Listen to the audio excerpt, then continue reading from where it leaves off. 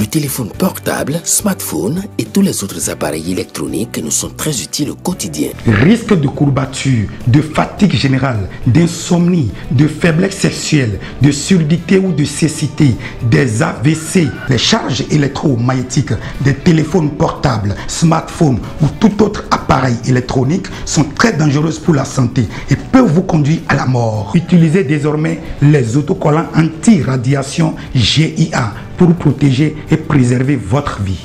Les amis, faites comme moi, Gégé Lapino, en adoptant DMA GIA.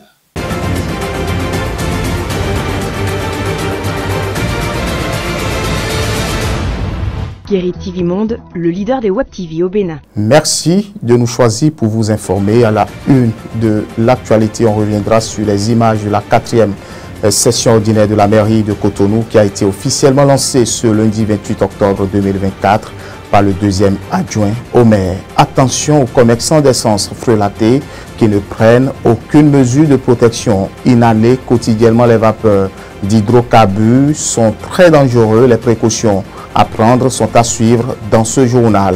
Au moins 7 corps ont été retrouvés dans les décombres d'un immeuble partiellement démoli qui s'est effondré ce week-end dans la banlieue de la capitale nigériale Abuja.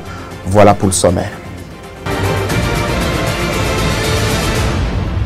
Bienvenue à toutes et à tous, mesdames et messieurs. Gatien Adjagboni, 2e adjoint au maire de Cotonou, a procédé à l'ouverture des travaux de la 4e session ordinaire de la municipalité. C'était ce lundi 28 octobre 2024 en présence des élus communaux. À cet effet, plusieurs sujets sont inscrits à l'ordre du jour, compte rendu avec Latifat Kowenu et David Yémé. Je déclare ouvert les travaux de la 4e session ordinaire du conseil municipal de la ville de Cotonou. C'est la 4e session ordinaire de la mairie de Cotonou qui vient d'être lancée ce lundi 28 octobre 2024 par le 2e adjoint au maire, Gatien Adjagboni. Plusieurs sujets sont inscrits à l'ordre du jour de cette session. Présentation du rapport trimestriel d'activité du maire. Présentation et validation du rapport trimestriel d'activité du conseil de supervision. Présentation et validation des rapports d'activité des commissions permanentes. Validation du projet de budget N+1 et des annexes. Communication relative aux missions du maire et autres délégations de la commune de Cotonou en dehors du territoire national pour la période allant du 1er janvier au 31 décembre 2025. Validation de la convention de sponsoring entre la commune de Cotonou et la Société béninoise d'infrastructures numériques SBIN. Autorisation de déploiement du système de modernisation du recouvrement des recettes non fiscales des collectivités territoriales. Autorisation des déclarations d'utilité publique des domaines retenus pour la construction et l'aménagement des aires de jeu. Virement de crédit de chapitre à chapitre dans la section de fonctionnement et dans la section d'investissement. Compte tenu de l'importance des différents points à l'ordre du jour, le représentant de l'édile de Cotonou invite les conseillers municipaux à un travail minutieux. Je vous invite à plus d'attention et surtout à plus d'implication pour nous permettre d'atteindre les objectifs fixés. La 4e session ordinaire se clôturera le mercredi 30 octobre prochain. Dans sa dynamique de lutte contre le cancer du sein, Christelle Alioza Rondonoubo et son équipe étaient ce lundi 28 octobre 2024 aux côtés des apprenants, des enseignants et des membres de l'administration du Collège d'enseignement général de Ekpe. L'objectif de cette descente est d'impacter les usagers de ce lieu de savoir en ce mois d'octobre, encore appelé mois rose. Fauzia, Sefou et David Yémé pour le point.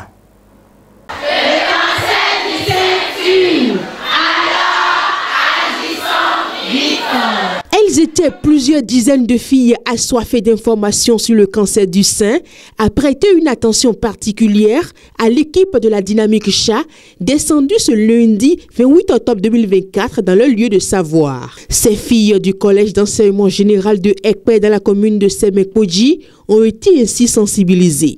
À travers une communication animée par Mathurin Ouessavi, médecin généraliste, et Olga Adoukonou, sage-femme, les participants à cette assise, constitués des enseignants, des membres de l'administration et des apprenantes, ont reçu toutes les notions essentielles pour faire face à ce mal qui sévit dans le monde entier. Nous travaillons surtout pour les jeunes filles que vous êtes et pour les femmes. Vous savez ce que c'est que le cancer du sein? Certaines savent, d'autres non. On va vous en parler tout à l'heure. Le cancer du sein. Comment faire la prévention du cancer du sein? Comment fait-on pour se dire, moi en tant que jeune fille, à partir de quel moment je dois en réalité prendre les précautions? Et si je dois prendre les précautions, je fais comment? Avec qui? Est-ce que chez moi à la maison, même ma propre maman, est-ce qu'elle prend les précautions? Et donc c'est ce que nous faisons depuis le début du mois.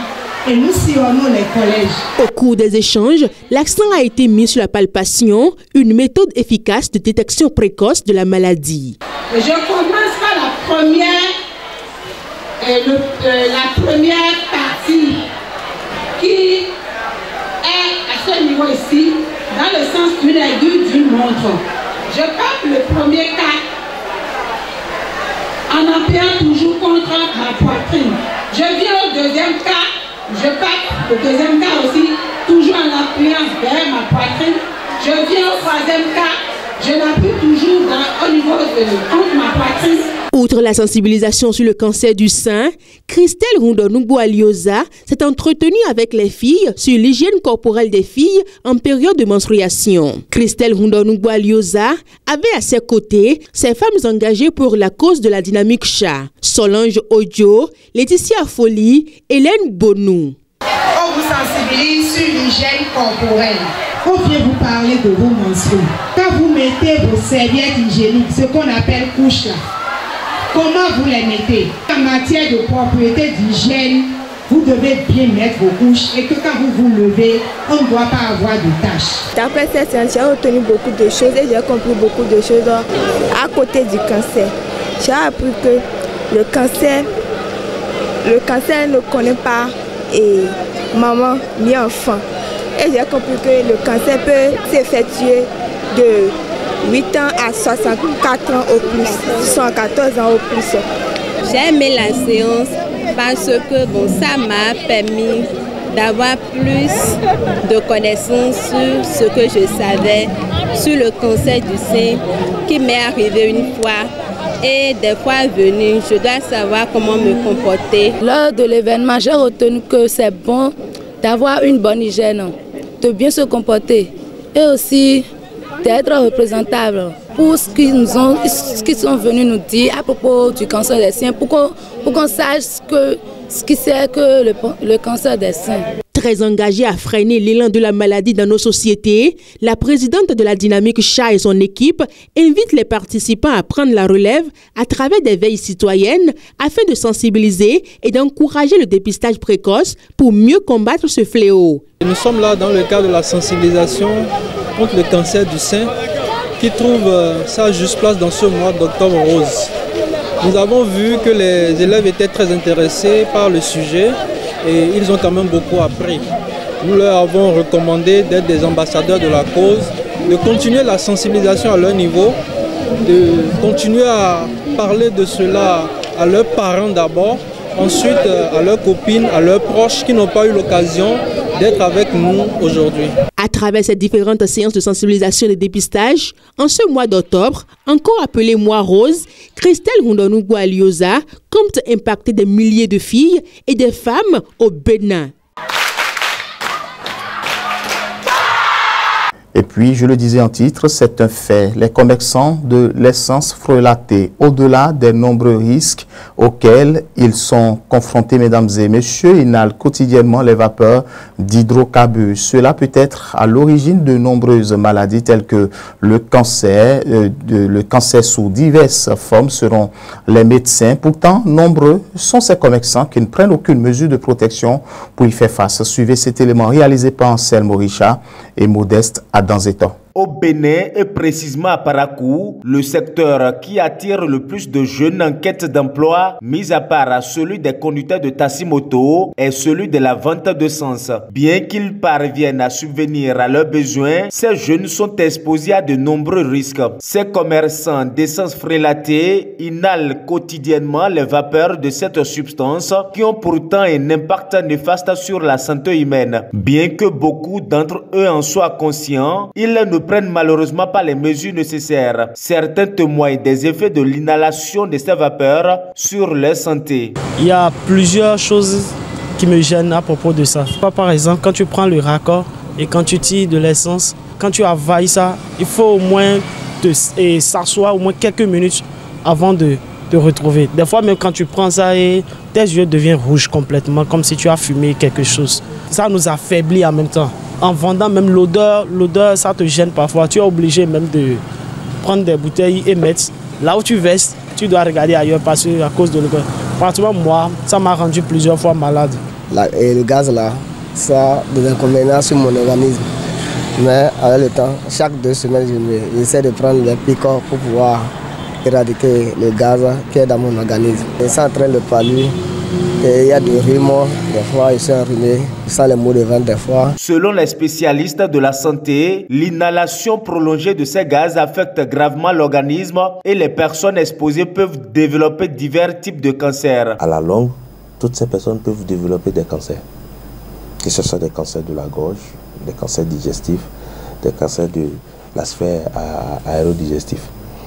Si je ne me trompe, il y a du méthane, d'accord, dans les constituants du prétone. Donc, à force d'inhaler, d'avaler, de respirer, d'accord, ces constituants, on peut bien développer du jour au lendemain un cancer. L'autre chose, lorsque vous mettez votre main dans l'essence, lorsque vous sortez ça, vous voyez comment c'est, tout est blanc. Et ça vous tire parfois. Donc, un vendeur d'essence, lorsqu'il ne prend pas vraiment des précautions, il peut développer aussi le cancer de la peau. Afin d'éviter d'en arriver à ce stade, les médecins préconisent certaines mesures de précaution. Ce qu'il faut, ils vivent de ça, d'accord, on ne refuse pas, même si l'État est en train de faire ce qu'il peut pour pouvoir vraiment formaliser ce secteur. Je pense qu'ils ont plus intérêt aujourd'hui à avoir des équipements que nous appelons des équipements de protection individuelle, des masques, des tenues, un peu comme ce que les mécaniciens portent, des chaussures, d'accord, qui répondent aux normes et vraiment surtout se protéger avec des masques pour ne pas respirer à longueur de la journée. Le vrai danger, c'est ceux qui, le soir, n'ont pas un entrepôt pour sécuriser leurs marchandises et qui sont obligés de rentrer chez eux avec ce qu'ils vendent. Vous voyez, du jour au lendemain, on dit feu, le drame est là tout de suite. Donc ils encourent plusieurs risques. Le risque le plus majeur, c'est la mort, parce que lorsque ça prend feu, que Dieu nous préserve de ça, on ne peut rien pour ça. Mais on peut quand même prévenir tous ces accidents. Il est important d'avoir une activité permettant de répondre à ses besoins vitaux, mais il est tout aussi essentiel de prendre des dispositions pour protéger sa santé. En politique, très peu sont les hommes qui sont fidèles au chef de l'État, Patrice Talon, depuis 2016. À ce jour, soit au moins 2 ans de la fin de son second et dernier mandat. Parmi ceux-ci figure l'honorable Augustin Awanvoyebla, l'élu de la 20e circonscription électorale, a maintes fois démontré sa loyauté au gouvernement de la rupture et ne cesse de soutenir les différentes actions entreprises à travers le programme d'action du gouvernement. C'est la quintessence du commentaire livré ce jour par Latifat Koweno. Parler des qualités des actes politiques dans le landerneau politique béninois n'est pas monnaie courante. Le doigt est beaucoup plus mis sur leurs frasques, leurs casseroles ou les morts qu'ils ont dans les placards. Pourtant, à l'instar de tout autre citoyen dont le success story est mis en exergue, le politique a également des points positifs sur lesquels il convient d'allumer de temps en temps les projecteurs. Qu'on le veuille ou non, ces 20 dernières années, Augustin Awanvoyebla a écrit une bonne part de l'histoire politique du Bénin. Avec un peu de recul, on peut objectivement noter la constance et la fidélité du député de la 20e circonscription électorale dans son parcours politique. Surtout lorsque Augustin Awanvoyebla est convaincu d'une cause. Homme de vision, il était l'un des tout premiers de son ancienne formation politique. Le PRD a vite épousé les idéaux du pouvoir de la rupture traduits dans le programme d'action du gouvernement. Depuis qu'il s'est engagé aux côtés du président Patrice Talon, et l'histoire lui a donné raison plus tard avec la réforme du système partisan, non seulement sa fidélité au couple présidentiel n'est plus à démontrer, son soutien aux projets de développement et aux réalisations du gouvernement n'ont pas non plus faibli avec le temps. En dépit des critiques et coups qu'il essuie, l'ancien président de la Fédération béninoise de football reste imperturbable et focus sur son objectif. Au Parlement, certains de ses collègues confessent que c'est l'un des députés téméraires des groupes parlementaires de la mouvance à braver les tirs groupés du camp adverse et à défendre avec la fève qu'on lui connaît les propositions ou les projets de loi. Plusieurs fois annoncé son succès par Dame Rumeur à de hauts postes de la République, Augustin Awanvoyebla n'en a cure. En tout cas, il n'a jamais décanté. Et sur le terrain, il a maintenu un contact permanent avec sa base. De la 20e circonscription électorale, voire la 19e, Augustin Awanvoyebla est comme un animal dans son milieu naturel. À la dernière tournée gouvernementale de reddition de comptes, il fallait le voir à toutes les étapes, exposer aux populations les nombreuses réalisations impactantes du pouvoir du Patrice Talon au profit de la localité, et ce, depuis 8 ans. Pour ce genre d'exercice, l'élu parlementaire ne marchande pas sa disponibilité tant il croit dur comme fer que Patrice Talon est le président idéal pour révéler le Bénin à travers son ambitieux programme de développement, le Bénin révélé. Profitant de l'actualité du coup d'État déjoué alors qu'il s'adressait à ses mandants d'Avrancourt le week-end du 19 octobre dernier, Augustin Awanvoyebla, natif de la commune, le a d'ailleurs demandé de prier pour le président de la République qui a échappé fort heureusement à ce plan de déstabilisation du pays. Dans un contexte où il est déploré beaucoup d'actes de traîtrise et de double jeu au sein de la majorité au pouvoir, en témoigne le comportement de certains supposés soutiens qui a déteint sur les résultats des législatives de 2023 et d'autres suspects qui se voient déjà en 2026 en lognant le fauteuil présidentiel. Augustin Awanvoyebla est une espèce politique d'une conviction et d'une fidélité rare à enseigner. Au même titre que le lieutenant-colonel Dieudonné Tévoédré, lui-même d'Avrancourt, commune d'origine de la première dame Claudine Talon, dont il a loué la loyauté à la rencontre du 19 octobre 2024 pour avoir fait échec à la tentative de renversement de l'ordre constitutionnel. Le député Awanvoyebla est une bonne graine politique pour sa sincérité dans le soutien et sa détermination à accompagner la rupture jusqu'à la gare. En interactualité, un immeuble s'est effondré dans une banlieue de la capitale nigériane au cours du week-end, tuant au moins 7 personnes, a déclaré la police ce lundi. Toujours Latifat Koren. L'immeuble situé dans le quartier Sabanloub d'Abuja avait déjà été partiellement démoli et sa structure a été encore plus compromise par des charognards à la recherche de ferraille, a indiqué la police d'Abuja. Josephine Adé, porte-parole de la police d'Abuja, a déclaré que 5 personnes avaient été sauvées des décombres dimanche. Les effondrements d'immeubles sont de plus en plus fréquents au Nigeria, avec plus d'une douzaine d'incidents de ce type enregistrés au cours des 2 dernières années. Les autorités imputent souvent ces catastrophes à l'absence d'application des règles de sécurité des bâtiments et à un mauvais entretien. Rappelons que le Nigeria, pays le plus peuplé d'Afrique, a enregistré 22 effondrements de bâtiments entre janvier et juillet de cette année, selon le Conseil pour la réglementation de l'ingénierie au Nigeria. En juillet, une école de 2 étages s'est effondrée dans le centre nord du pays, tuant 22 élèves. Le collège Saint-Académie, situé dans la communauté Boussa-Bougie de l'état du Plateau, s'est effondré peu après l'arrivée des élèves, dont beaucoup étaient âgés de 15 ans ou moins.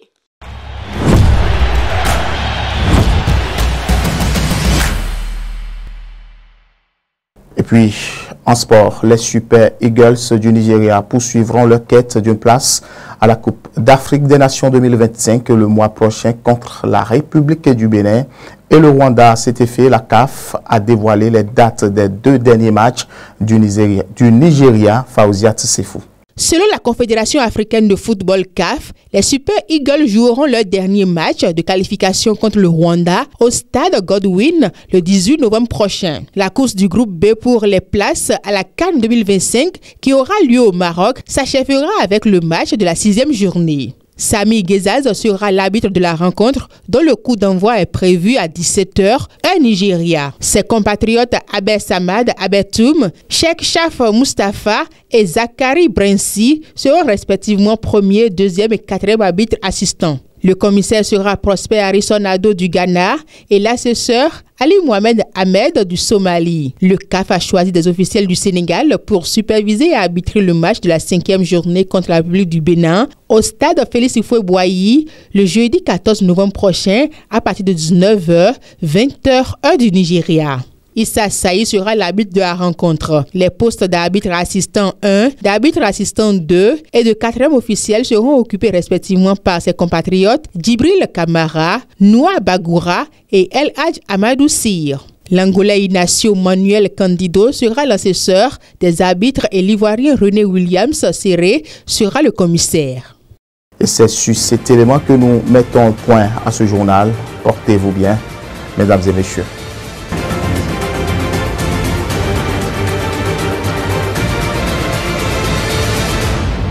Guérit TV Monde, le leader des Web TV au Bénin.